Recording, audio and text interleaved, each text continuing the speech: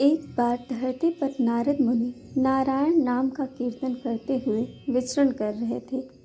तभी उनके कानों में आवाज आई, ओम नमो भगवते वासुदेवाय, ओम नमो भगवते वासुदेवाय। नारद मुनि उस आवाज की तरफ बढ़े और देखे कि एक पेड़ के नीचे एक भक्त लीन होकर इस महामंत्र का जाप कर रहा था।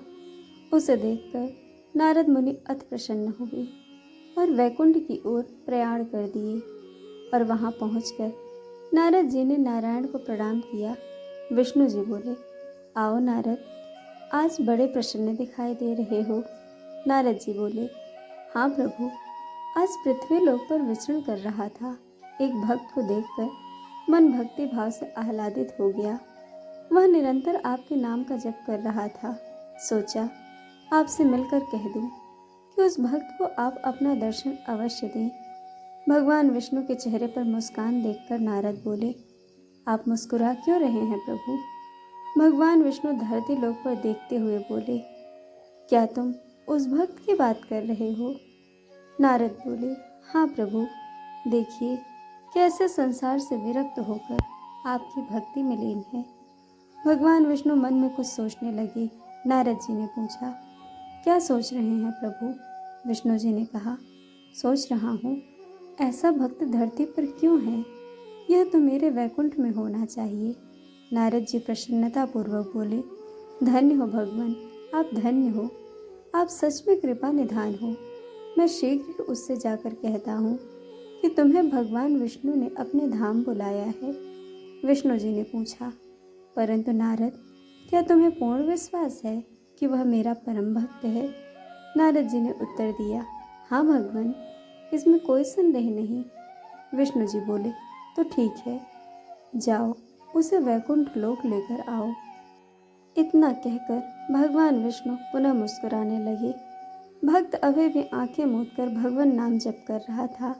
नारद जी वहां पहुंचकर बोले, उठो भक्तराज, तुम्हें भगवान विष्णु ने बुलाया है, चलो वैकुंठ चलते हैं। भक्त ने आँख खोलकर कहा, आप कौन हैं? नारद जी ने कहा, मैं नारद हूँ। भक्त अजरत का भाव लिए हुए बोला, नारद? नारद जी पुनः बोले, हाँ, मैं देवर्षि नारद हूँ।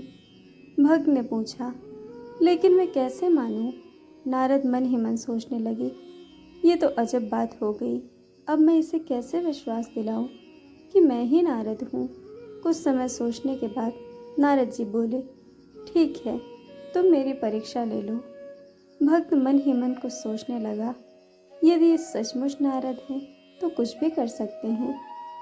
वह बोला, यदि आप सच में नारद हो तो 10 दिनों के भीतर मेरा विवाह हो जाए, ऐसा आशीर्वाद दीजिए, तब मानूंगा कि आप सचमुच में नारद हो। नारद जी सोच में पड़ गए, यह तो बड़ी विकट परीक्षा है। नारद जी ध्यान मग्न हो गए। भगवान विष्णु ध्यान में बोले, हाँ कह दो नारद। नारद जी बोले, ठीक है, इन 10 दिनों के भीतर तुम्हारा विवाह हो जाएगा। मैं 10 दिन के बाद आऊँगा, लेकिन तुम मेरे साथ वैकुंठ अवश्य चलना। भक्त ने कहा, हाँ हाँ चलूँगा। नारद जी बोले, तो ठीक है, मैं 10 दिन बाद आऊँगा। नारायण नारायण कहते हुए नारद मुनि चले जाते हैं। इन 10 दिनों बाद भक्त का विवाह हो चुका था। वह अपनी नई नवेली दुल्हन के साथ बैठा था। तभी नारद जी का आगमन हुआ। नारद जी बोले, नारायण नारायण।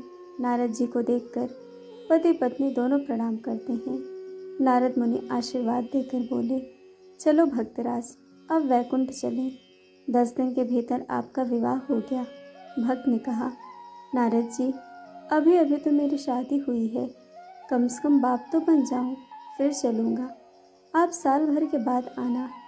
नारद जी मन ही मन बोले, ओह, ये तो अपनी बात से फिर मुकर गया। नारद मुनि फिर ध्यान मग्न हो गए। भगवान विष्णु ध्यान में बोले, हाँ कह दो नारद। नारद जी बोले, ठीक है, मैं 1 साल के बाद आता हूँ, चलता हूँ। नारायण नारायण। 1 साल बाद भक्त पिता बन चुका था। अपने नन्हे से बच्चे को गोद में लेकर पुचकार रहा था। बगल में पत्नी भी बैठी थी। फिर नारद जी का आगमन हुआ। नारायण नारायण। भक्त का ध्यान नारद जी की ओर नहीं गया। नारद जी पुनः बोले, नारायण नारायण। भक्त ने कहा, अरे देवर्षि, आप फिर आ गए।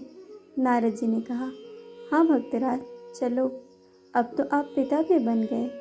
भक्त बोला, हाँ, परंतु अभी तो मैंने अपने पुत्र को जी भर के देखा भी नहीं। इसे थोड़ा बड़ा हो जाने दो, जरा पुत्र सुख भोग लेने दो, फिर चलूँगा। अब 10 साल के बाद आना, मैं अवश्य चलूँगा। नारद जी ध्यान मग्न हो गए। भगवान विष्णु ध्यान में मुस्कुराए और बोले, वापस आ जाओ नारद, 10 साल बाद जाना। नारद जी दुविधा की स्थिति में वहाँ से चल दिए। 10 साल बाद भक्तराज का पुत्र बड़ा हो चुका था। वह अपने पिता के साथ बैठा था। तभी नारद जी का आगमन हुआ। नारद जी बोले, नारायण नारायण। चलो भक्तराज, अब तो आपका पुत्र 10 वर्ष का हो चुका है। भक्त बोला, हाँ चलूँगा। यह थोड़ा बड़ा होकर कमाने लगे तो मैं निश्चिंत हो जाऊँगा। आप और 10-15 साल के बाद आना, तब चलूँगा। नारद जी ध्यान अवस्था में, प्रभु, अब मैं क्या करूँ?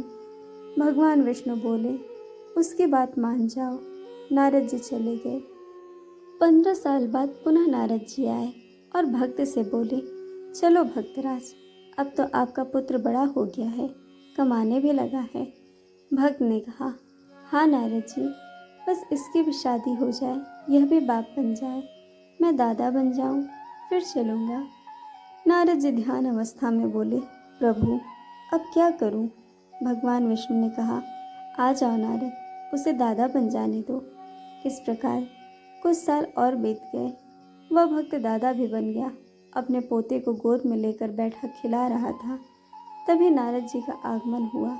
नारद जी ने कहा, चलो भक्तराज, अब तो आप दादा भी बन गए। युवावस्था से वृद्ध हो चले, आयु क्षीण हो गई है। भक्त क्रोधित होकर बोला, आप मुझे जीने क्यों नहीं देते? आखिर मेरे पीछे ही क्यों पड़े हो? क्या मेरा सुख आपसे देखा नहीं जा रहा? नारद जी आश्चर्यचकित रह गए। भगवान विष्णु का ध्यान किया। भगवान विष्णु ने मुस्कुराते हुए कहा, क्या हुआ नारद? नारद को जैसे अपनी भूल का पश्चाताप हो रहा हो। बोले, प्रभु, आपकी माया बड़ी प्रबल है। जीव इसमें उलझकर आपको भूल गया है। वह आपकी भक्ति का ढोंग करते हुए सारा जीवन व्यर्थ गंवा देता है। विष्णु जी ने कहा, हाँ नारद, तुम सत्य कह रहे हो। इस भक्त की तरह धरती पर जन्म लेने के बाद हर जीव अपने जन्म के लक्ष्य को भूल जाता है और संसार में इस कदर सुख ढूंढने लगता है कि मैं साक्षात उसके सामने प्रकट भी हो जाऊं तो भी वह मुझे पहचान नहीं सकता, न ही स्वयं को मेरे प्रति समर्पित करेगा। यह इस भक्त की ही नहीं, अपितु सारे मनुष्य की यही दशा है। सब संसार को पाना चाहते हैं, परमार्थ को नहीं। तन के सुख में लीन हो, जीव न हो भव पार, साक्षात भगवान मिले। वो चाहे संसार सुख में मग्न हुआ मनुष्य जीवन भव सागर से कभी नहीं तर सकता, क्योंकि साक्षात भगवान के मिलने पर भी वह उनसे संसार की ही इच्छा रखेगा, परमार्थ की नहीं। दोस्तों, तो यह थी भगवान विष्णु के अनोखे भक्त की, जिसने सांसारिक सुख में वैकुंठ लोक को भी ठुकरा दिया। दोस्तों, आपको कहानी कैसी लगी यह हमें कमेंट करके ज़रूर बताइएगा और चैनल को सब्सक्राइब, वीडियो को लाइक शेयर करना बिल्कुल मत भूलिएगा। वीडियो देखने के लिए आप सभी का बहुत बहुत धन्यवाद। जल्द मिलेंगे एक और नई कहानी के साथ।